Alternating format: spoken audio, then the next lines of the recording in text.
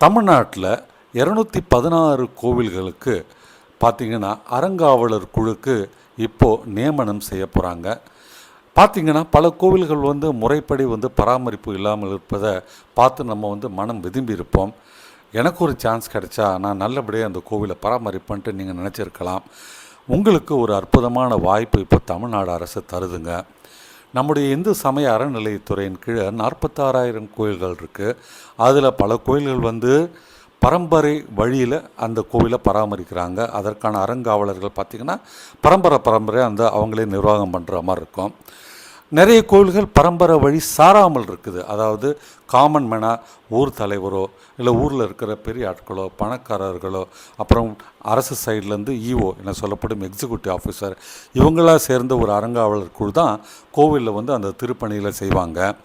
இப்போது அந்த மாதிரி கோவில்களில் 214 கோயில்களுக்கு அறங்காவலர்களை தமிழக அரசு நியமிக்க இருக்கிறாங்க. நீங்கள் இந்த கோவில் பணிகளில் கோவில் சேவைகளில் ஈடுபடுற ஒரு இன்ட்ரெஸ்ட் இருக்குது, அதில் எனக்கு ரொம்பவே செய்யணும்னு ஆசை இருக்குதுன்னு நினச்சிங்கன்னா உங்களுக்கு ஒரு அற்புதமான வாய்ப்புங்க. வர ஜூலை, அதாவது இன்னும் ஒரு மாதம் இருக்குங்க, கிட்டத்தட்ட ஜூலை 22 மாலை 5 மணிக்குள்ளே நீங்கள் அதற்கான விண்ணப்பத்தை தமிழ்நாடு அரசு இந்து சமய அறநிலைத்துறையின் வெப்சைட்டில் நீங்கள் சப்மிட் பண்ணலாம். அல்லது நேரடியாக கொண்டு போய் கொடுக்கலாம். அல்லது பார்த்திங்கன்னா ஸ்பீட் போஸ்ட்லேயும் அனுப்பலாங்க.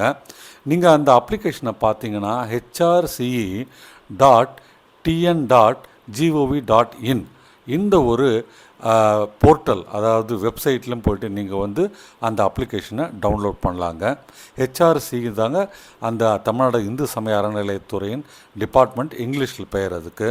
அதில் எல்லா டீட்டெயிலும் ஃபில்அப் பண்ணிவிட்டு நீங்கள் அதற்கான விண்ணப்பத்தை அந்த வெப்சைட்லேயே அப்லோட் பண்ணலாம். அதாவது அப்ளிகேஷனை டவுன்லோட் பண்ணி பிரிண்ட் எடுத்து எல்லாத்தையும் ஃபில்அப் பண்ணி என்னென்ன இணைக்கணுமோ அந்த டாக்குமெண்ட்லேயே இணைச்சி நீங்கள் அப்லோட் பண்ணலாம்.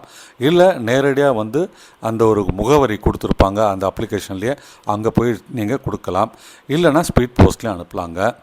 இதற்கு என்ன தகுதி வேணும்? ஒரு அறங்காவலராக இருக்கணும்னா அதற்குன்னு ஒரு தகுதி இருக்குது இல்லைங்களா? என்ன தகுதி அதுக்கு இருக்குன்றதை பார்ப்போம். விண்ணப்பதாரர் கடவுள் நம்பிக்கை உடையவரா? முக்கியமான ஒரு கேள்வி கேட்டிருக்கிறாங்க.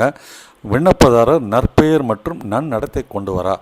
அதே மாதிரி பார்த்திங்கன்னா திருக்கோவில் அமைந்துள்ள பகுதியில் அவர் செல்வாக்கு உடையவரா? அந்த ஏரியாவில் ஒரு பெரிய ஆளான்னு கேட்குறாங்க.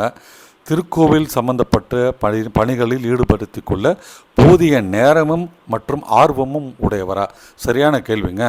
ட்ரஸ்டி ஆகிட்டு ஆளே கோவில் பக்கம் வராமல் இருந்தால் ரொம்ப கஷ்டம் தானுங்களே. கரெக்டான கேள்வி. பிற குறிப்பிடத்தக்க தகுதிகள் என்ன?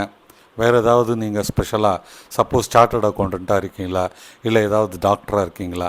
ஏன்னா கோவிலுக்கு நீங்கள் அடிஷ்னலாக ஒரு சேவையாக அந்த ஒரு பணிகளில் ஈடுபடுத்திக்கலான்றதுக்கு சொல்கிறாங்க. இந்து சமயத்தை வெளிப்படையாக ஏற்றுக்கொண்டவர்களா? நீங்கள் இந்துவாக இருக்கலாம், எத்தனையோ பேர் இதெல்லாம் அழிச்சிட்டு இருக்கிறாங்க. அதனால் இந்து சமயத்தில் உங்களுக்கு நம்பிக்கை இருக்குதா? அதை வெளிப்படையாக ஏற்றுக்கொண்டவர்களா? இந்திய குடிமகனா? அதே மாதிரி உங்களுக்கு 25 வயதிற்கு குறையாமல் இருக்கணும் உங்களுக்கு, அதை பற்றி கன்ஃபர்மேஷன் கேட்குறாங்க. அதே மாதிரி விடுவிப்பு பெறாத நொடிப்பு உடையவரா? அதாவது ஏதாவது இன்சால்வென்சி கொடுத்துருக்கீங்களா? இந்த மாதிரி பல கேள்விகளை அவங்க கேட்டிருக்கிறாங்க. கிட்டத்தட்ட எத்தனை கேள்வி பார்த்தா 22 கேள்விகள் கேட்டிருக்கிறாங்க. அது தவிர பார்த்திங்கன்னா நீங்கள் அந்த ஒரு அப்ளிகேஷன் கூட அட்டாச் பண்ண வேண்டியது வயது சான்று, அதுக்கு ஆதாரோ இல்லை வேறு ஏதாவது ப்ரூஃப், கல்வி சான்று இருக்கணும். இரண்டாவது ஹிந்து மதத்தை சார்ந்தவரா அப்படின்னு கேட்குறாங்க. அது பார்த்தீங்கன்னா உங்கள் கம்யூனிட்டி சர்டிஃபிகேட்லேயே தெரிய வந்துடும். மூன்றாவது சாதி சான்றிதழ். இது ஆதி திராவிடர் மற்றும் பழங்குடியினருக்கு மட்டும் இதை வைக்க சொல்கிறாங்க. நான்காவது இருப்பிட சான்றிதழ். நீங்கள் அந்த கோவில் பக்கத்தில் இருக்கிறீங்களா, அதுக்கு ஒரு இருப்பிடம் சான்றிதழ் கேட்குறாங்க. ஐந்தாவது திருக்கோவில் சொத்துக்களை அனுபவிக்கவில்லை என்பதற்கான ஒரு சான்று. அதாவது கோவிலுடைய நிலத்தை அபகரிப்பதோ அல்லது கோவில் நிலத்தில் வாழ்ந்து வர்றதோ அந்த மாதிரி இல்லாமல் இருக்கின்றதுக்கு ஒரு சான்று. ஆறாவது வழக்கில் தண்டனை பெற்றவர் இல்லை என்பதற்கான காவல்துறை சான்று. போலீஸ் ஸ்டேஷன்லேருந்து நீங்கள் ஒரு கான்டாக்ட் சர்டிஃபிகேட் வாங்கிட்டு வரணும். இவர் எந்த விதமான ஒரு க்ரைம்லையோ இல்லை எந்த விஷயத்திலையோ அவர் மேலே எதுவும் வழக்கு இல்லை அப்படின்றதுக்கு ஒரு சான்று. ஏழாவது சொத்து சான்றிதழ். உங்கள்கிட்ட என்னென்ன நல்லா சொத்து இருக்குது அதற்கான ஒரு அசெட் சர்டிஃபிகேட்டு. எட்டாவது வருமான வரி சான்றிதழ். இந்த 8 டாக்குமெண்ட்டையும் நீங்கள் அட்டாச் பண்ணணுங்க. இதெல்லாம் முறையை அட்டாச் பண்ணி உங்கள் விண்ணப்பத்தோட அட்டாச் பண்ணி நீங்கள் வந்து நம்ம சொன்ன அந்த ஒரு வெப்சைட்லேயே ஃபில்லப் பண்ணி அப்லோட் பண்ணலாம்.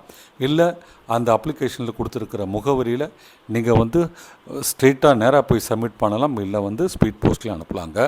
ஸோ கோவில் நிர்வாகத்தில் உங்களுக்கு வந்து அதில் ஒரு இன்ட்ரெஸ்ட் இருக்குது, கோவிலை நல்ல திருப்பணி செய்யணும், சேவைகள் செய்யணும்னு நினச்சின்னா இது ஒரு அற்புதமான ஒரு வாய்ப்புங்க.